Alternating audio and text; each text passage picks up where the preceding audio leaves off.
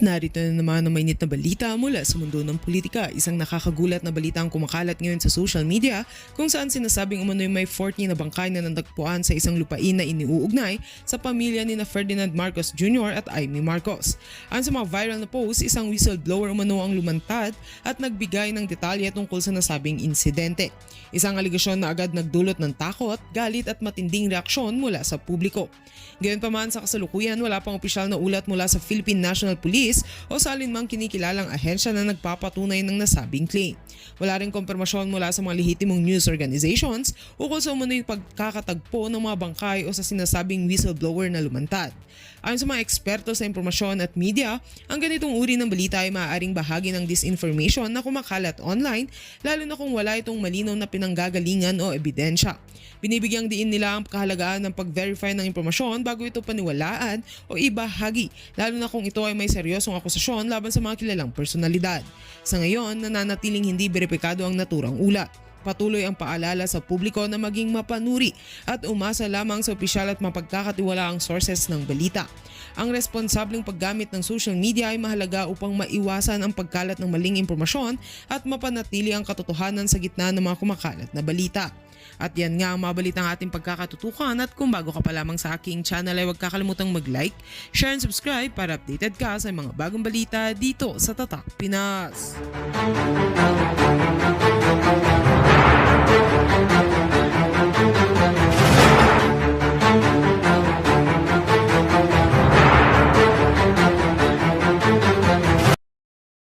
Si Sara Duterte, samantalang meron pa hong mas matindi ang ginawa. Hindi lamang ho yung confidential fund, kundi mas marami hong namatay dahil sa kanilang pagnanakaw. Marami hong taong hindi nakakain, marami hindi taong hindi nakapunta sa eskwela, marami hong nalubog sa bahay. Dapat ho, yun ang unang in-impeach ko nila. Bakit parang nagigil ho sila kay Sara Duterte? Sir. Katulad ng binanggit ko kanina, talagang para sa akin, yung politika ng 2028, kaya na tinututukan si Inday Sara Duterte. Dahil gusto nila mawala na ang magiging kalaban nila sa halalan. Sa akin, walang batayan yung kaso eh.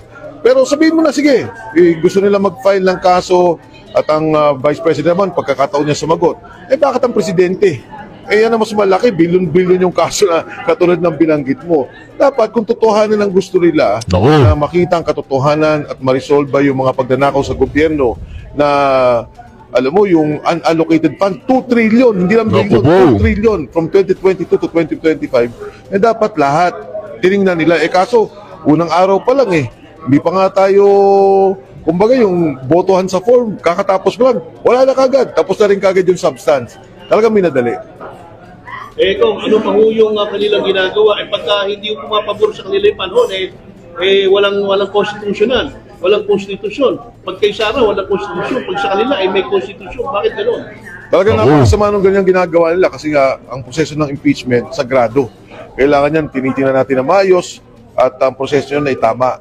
Pagka masyado naman nilang ginawang politika, hindi political kasi yung political process dyan, ibang definition yan sa ligang batas Pero ito ginawa ng politika dahil lamang sa eleksyon, dahil lamang sa pagkuha ng liderato sa 2028, talagang napakasama niyan. Kung ano na ho yung panawagan nyo sa taong bayan, kinakailangan po sila makinig kay Presidente o hindi na? Well, katulad po ng ginawa namin, dumaan kami sa proseso ng impeachment. Nag-file po kami nitong nakaraan, hindi tinanggap ng SecGen's office. Malinaw naman sa kasaysayan ng ating bansa, maging sa mga desisyon at sa ligang batas, ang poder ng taong bayan sa kanila nakasalalay. Kung ginawa nilang pagkilos sa EDSA 1, EDSA 2, ito lahat ay legal. Kinikilala ng ating Korte Suprema at kinikilala ng ating mga iba't ibang institusyon ng gobyerno.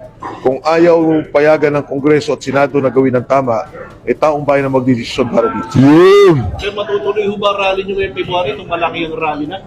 Sa Pebrero, hindi pa kami nag-usap-usap. Alam ko may mga ilang pakilos na gagawin, pero mag-uusap kami tungkol dyan.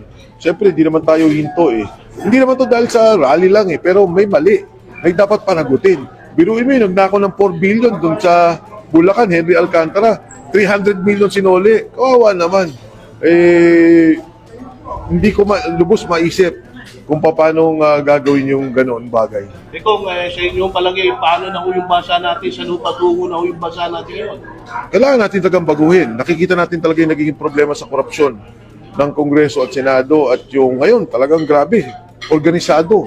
Naku po. Hindi na ito dapat kasi kawawa na eh. Hindi na tayo, kundi yung mga anak natin at yung magiging kapalaran ng sambayan ng Pilipino sa darating na panahon. Kung ano panawagin nyo sa taong bayan, ngayon na kayo ay narito, nakipaglaban.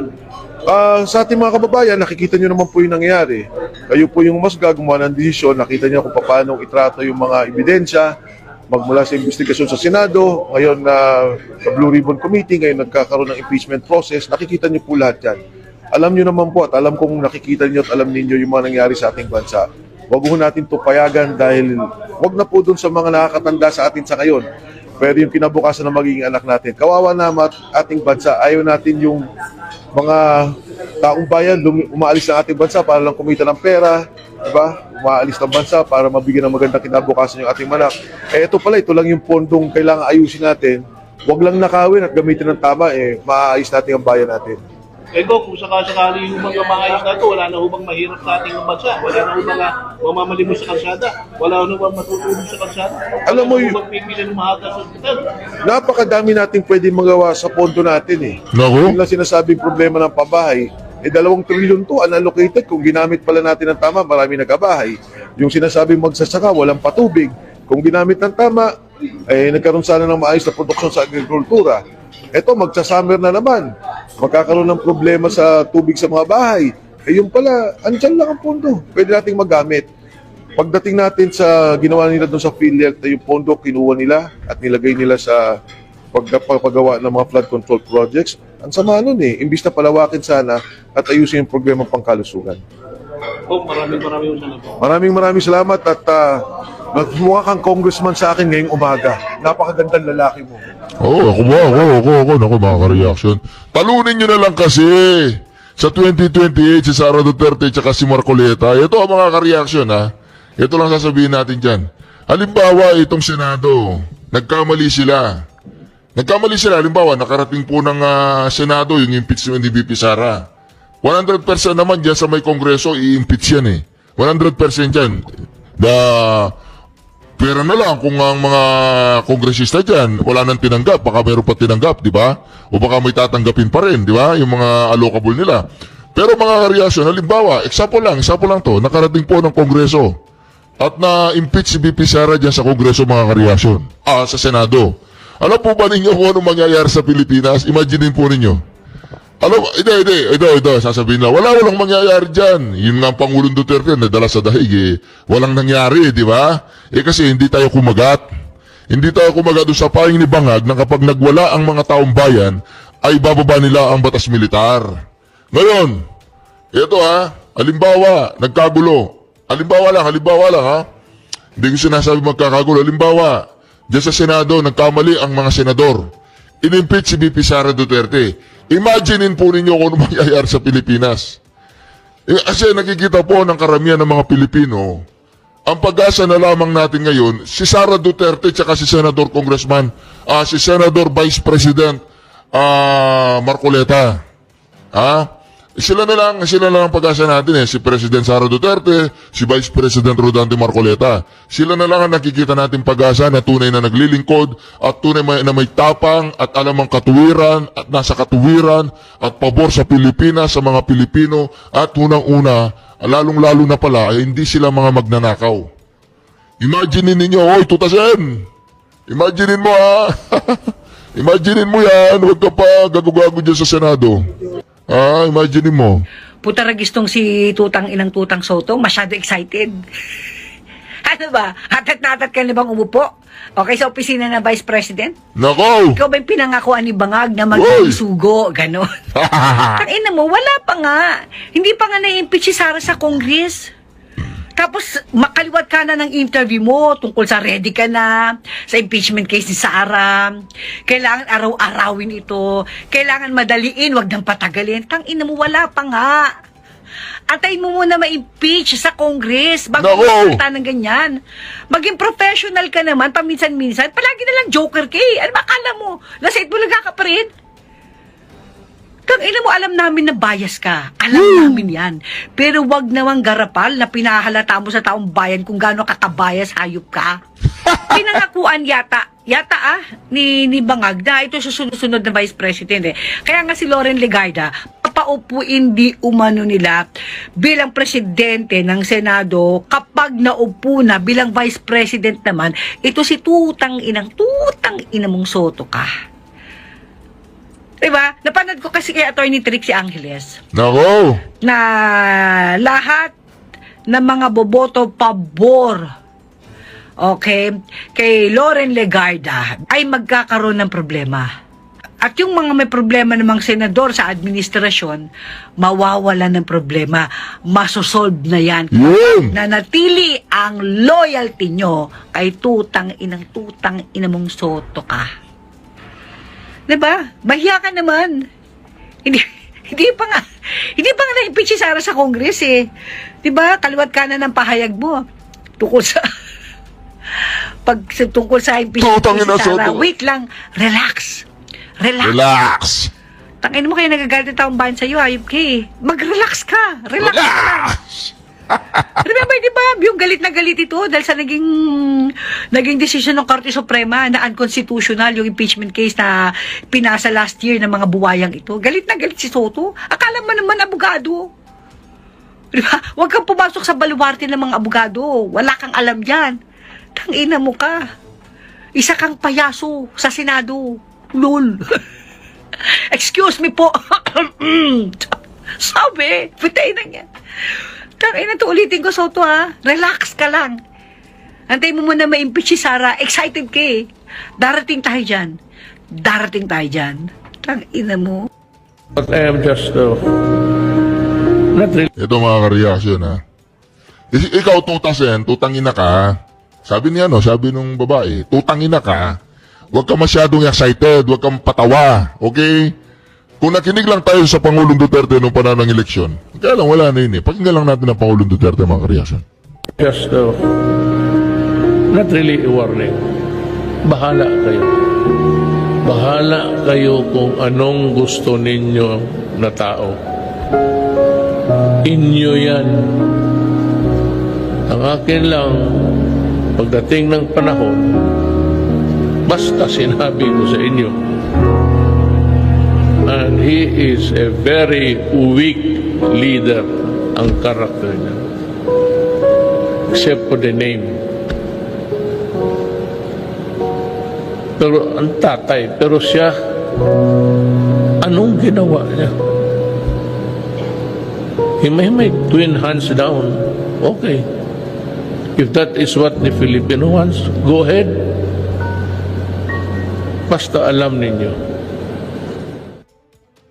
Alam po niyo mga kareaksyon si Pangulong Duterte, parang mayroong pagka-propeta yun Yung sinabi po niya yan nagkatotoo. Ngayon, sinabi po niya, kung maalala ninyo na kapag itong si Bongbong Marcos ay hindi nagdaandan at hindi nagbago, baka mas grabe pa ang mangyayari sa kanya kumpara sa nangyari sa kanyang ama. Naku, mga ka-reaction.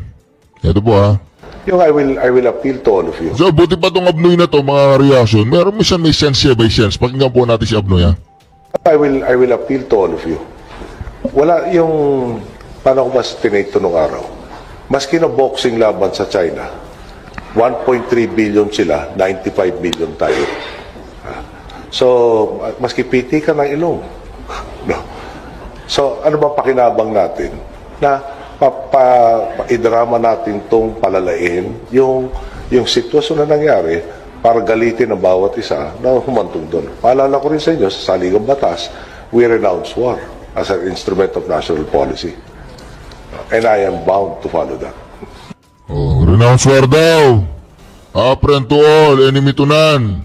Tutasen, huwag kayong ikaw, Tutasen, tsaka itong mga kasama mo sa Senado kung makakasadya para kayong mga presidente. Para kayo ang nagbibigay ng tinatawag nating yung international policy ba yun? Foreign policy? Parang kayo nagbibigay ng foreign policy Once that will be raised in the Supreme Court on the ground that the filing on February 2 is defective in the sense that it is filed within the 1-year bar, may problema sila dyan. Malaking problema yan. Hindi valid yung pag-file, kung ibig sabihin. Ang pag-uusapan po natin, ito nga pong impeachment complaints na inihain naman po laban kay Vice President Sara Duterte. Alam natin, Pebrero 6. Ngayon dapat sana, di ba, yung pagkakaalam ng nakararami na ating mga kababayan na po pwedeng matatapos yung 1-year bar rule kaugnay noong inihain na unang impeachment complaint laban sa kanya. Ang tanong, attorney, bakit po maaga? Nakikita ho ba ninyo walang problema po dito sa pag-file ng maagang impeachment complaint laban sa Vice Presidente kamakailan? Medyo komplikado yan kasi very specific yung desisyon ng ating Supreme Court, no? Doon sa desisyon nila noong July 2025, ni-specify ng Korte Suprema na February 6, saka yung malilift yung 1-year bar. Nagtataka ako bakit nag-file ang bayan muna ng impeachment lihis doon sa mandato ng Korte Suprema. At ini-interpret nila according to what they think.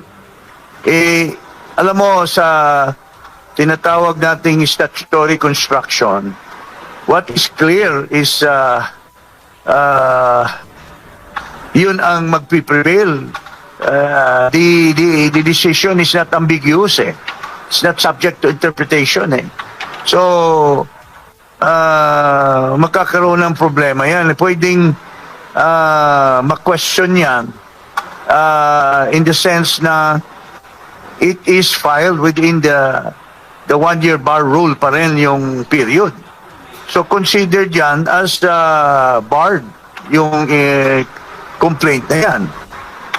Kung mayroon man maghain ng question sa Supreme Court. Opo. Ang paliwanag po ng yung kampo po, yung grupo na naghain ng impeachment complaint laban kay Vice President Sara Duterte noong February 2, kung hindi ako nagkakamali, bago nga itong araw na ito, ay dahil po doon sa desisyon ng Supreme Court, itong latest po, kaugnay nga po doon sa motion for reconsideration na patungkol po sa depinasyon ng session days. So, ibig sabihin daw, ang paliwanag nila, dahil po sa bagong depinasyon ng session days, lumalabas na pwede nang mag-file ng ikalawang set ng complaints simula pa dapat noong Enero, yung January 16. At hindi na kailangang hintayin pa daw yung February 6, 2026. Dahil po dito sa salitang session days, attorney, pakipaliwanag po nito. Hindi mo pwedeng i-presume yan. Kasi subject to ano din yan, scrutiny kung ano ang bilang, no? Siguro kung yun ang intensyon ng Supreme Court, then part of their final decision after junking the motion for reconsideration, they should have visited the decision which may nakalagay doon na February 6. Dapat binago din sana nila yon. Hindi nila ginalaw yon. So that prevails. Kasi i-interpret mo which one prevails over the other. Kung sarili nilang interpretation versus a very clear provision or specific hand-in ng Korte Suprema, medyo may issue tungkol dyan. Hindi klaro yan na dahil sa interpretation nila between session days and calendar days, they will already make a judgment versus the very clear decision of the Supreme Court. Di ba? Opo. So, para po sa inyo, ang dapat masunod ay yung unang desisyon ng Supreme Court patungkol dito dahil dito sa ikalawang desisyon po nila, sabi naman malinaw din na pinagtibay nila yung naging unang desisyon nila. Pero hindi po malinaw doon sa motion for reconsideration na decision po nila na inihain po ng House of Representatives na nakaspecific na binago na nila yung unang desisyon nilang February 6 na mas maaga dapat kayo mag-file ng impeachment complaint laban sa isang opisyal. Hindi po binago eh. Pinatibay pa nga yung unang desisyon eh. Pinatibay pa. Opo. Kasi kung binago nila, di dapat ginrant yung motion for reconsideration. Hindi nga binago. Opo. Dininay nga yung motion for reconsideration eh. So, paano naman magkakaroon ng pagbabago? Kasi, very simple lang ang dyan. If the intent of the Supreme Court by comparing the session days versus calendar days, kung yun ang intent, and then dapat sana the Supreme Court mismo would have also changed the February 6 statement nila. Hindi nila ginalaw yun. So that should prevail over any other interpretation, di ba? Opo. When it is clear and unambiguous, that should prevail over any other